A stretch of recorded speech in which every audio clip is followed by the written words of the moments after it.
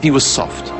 And if you're going to be a ruler in Arabia, you've got to be tough. You've got to be like a hawk. You've got to be like a falcon. That's what gets respect. And at the end of the day, Saud's generosity went so far, but he wasn't tough enough.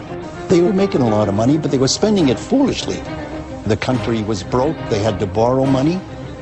They borrowed money from Aramco. King Saud was much criticized for his handling of finances, but little was known about his other weakness, a safely guarded secret, which contributed to his downfall. When the king landed, one of the things they were unloading from the plane was liqueur and hard whiskey. Well, we took a look at this, and where did they put the stuff? They put the stuff under the king's bed in the guest house. So we were kind of shocked. And during the stay, we could see that they would drink this stuff straight. But it was kept very quiet.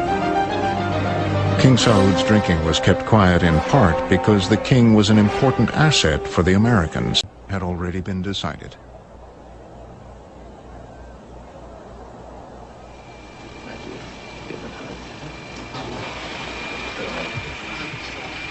In 1975, Khalid bin Abdulaziz became Saudi Arabia's fourth king. King Khalid was a delightful man. He was not so keenly interested in politics as King Faisal was and as King Fahd was later on. He liked to talk about the desert, he liked to talk about hawking. When I took visitors to see him, he wanted to talk about his hawks. One didn't discuss politics with King Khalid on the whole. He would say, see my brother Fahd about that. Saudi Arabia was enjoying an embarrassment of riches.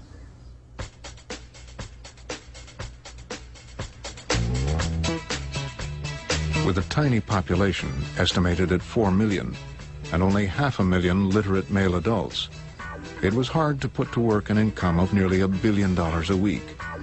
It was a lot of cash.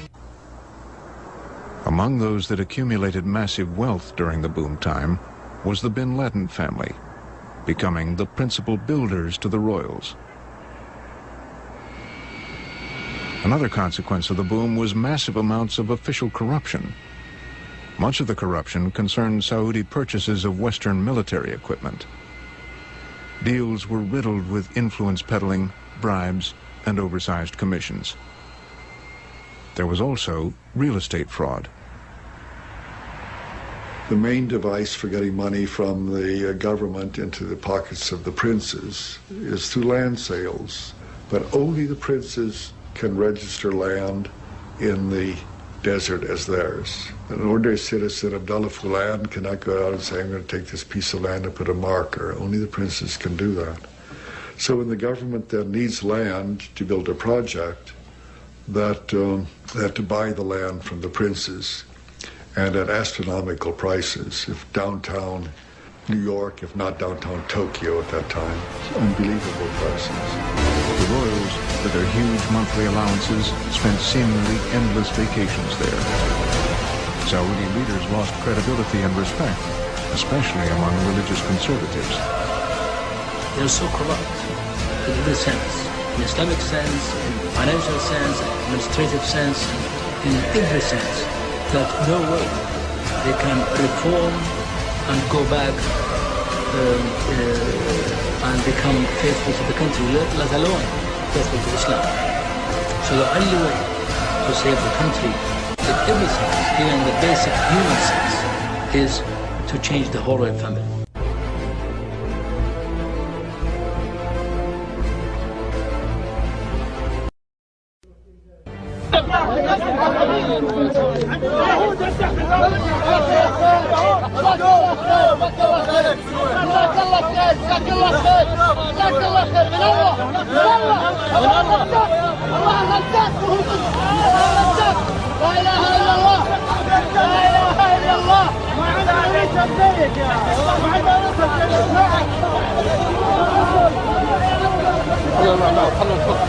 ايديكم بدين بعض ايديكم بدين بعض